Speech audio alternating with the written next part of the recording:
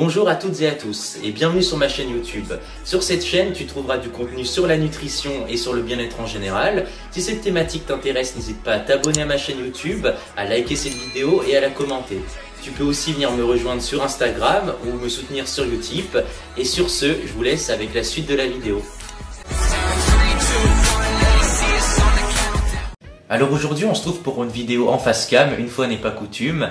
J'ai d'ailleurs préparé quelques notes avec moi, car aujourd'hui on va aborder un sujet très intéressant, qui sont les effets physiologiques de la caféine sur notre organisme. Déjà, qu'est-ce que le café? Alors selon Wikipédia, le café est une boisson énergisante, psychotrope, stimulante, obtenue à partir des graines torréfiées de diverses variétés de caféiers. Le terme psychotrope signifie que le café agit chimiquement sur le psychisme. Au niveau de la composition nutritionnelle du café, il faut savoir que c'est une boisson acalorique, ce qui signifie qu'elle n'apporte aucune énergie. Le café contient quand même quelques micronutriments.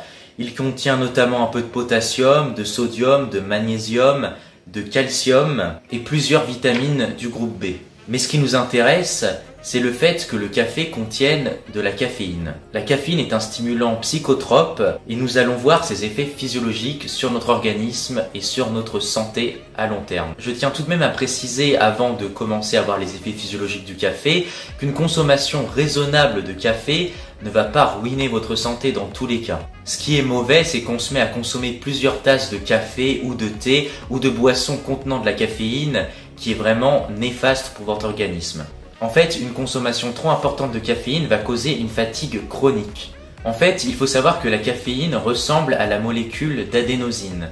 Et l'adénosine, c'est un neurotransmetteur signifiant au corps qu'il est fatigué, qu'il a sommeil. Et en fait, vu que la caféine ressemble à l'adénosine, elle va venir se fixer sur les récepteurs à adénosine, sur les dendrites du neurone, ce qui va bloquer la propagation du signal nerveux jusqu'au cerveau. Donc pour faire simple, le cerveau ne recevra pas l'information que votre organisme est fatigué. C'est d'ailleurs pour ça qu'on dit souvent que trop de café va nous empêcher de dormir. En fait, notre cerveau n'aura pas l'information que nous sommes fatigués, que nous avons besoin de repos. Vu qu'on ne ressent plus la fatigue, les glandes thyroïdes et surrénales vont continuer à fonctionner et vont se fatiguer à long terme. Aussi, lorsqu'on consomme de la caféine, notre corps va produire de l'adrénaline, qui est une hormone sécrétée par les glandes surrénales. Cette hormone va entraîner une accélération du rythme cardiaque et une augmentation de la vitesse des contractions du cœur. En clair, la caféine va créer un boost. C'est d'ailleurs pour ça qu'une fois qu'on a bu par exemple un café, on sent qu'on a un peu plus d'énergie. Mais le problème, c'est que si vous consommez trop de caféine, vous allez constamment produire cette hormone qui va donc fatiguer les glandes surrénales qui la produisent. Si on doit en conclure quelque chose, c'est que la caféine agit quasiment comme un perturbateur endocrinien, sauf qu'au lieu d'impacter une hormone, elle impacte un neurotransmetteur qui est l'adénosine. Et consommer trop de caféine va vous entraîner dans un cercle vicieux. Vu que trop de caféine va fatiguer votre corps, vous allez vouloir en consommer encore plus de caféine pour ensuite vous donner un petit coup de boost, et ce qui va vraiment vous faire tomber dans ce cercle vicieux et vous entraîner dans une fatigue chronique.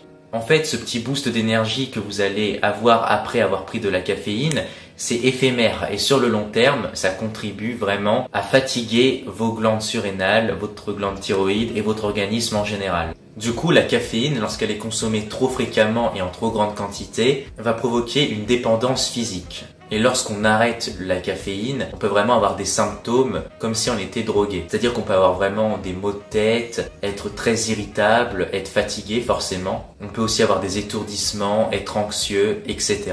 Cette vidéo a un but préventif. Je ne vous dis pas d'arrêter totalement le café. Si vous consommez seulement quelques tasses de café par semaine, je pense pas qu'il y aura de soucis. Si vous avez l'impression d'être constamment fatigué, là, faut peut-être vous poser des questions si vous consommez des fortes doses de café. Voilà pour cette petite vidéo. N'hésitez pas à me dire si vous prenez souvent de la caféine, avec par exemple du café, du thé, etc. Et sur ce, je vous dis à très bientôt pour une prochaine vidéo.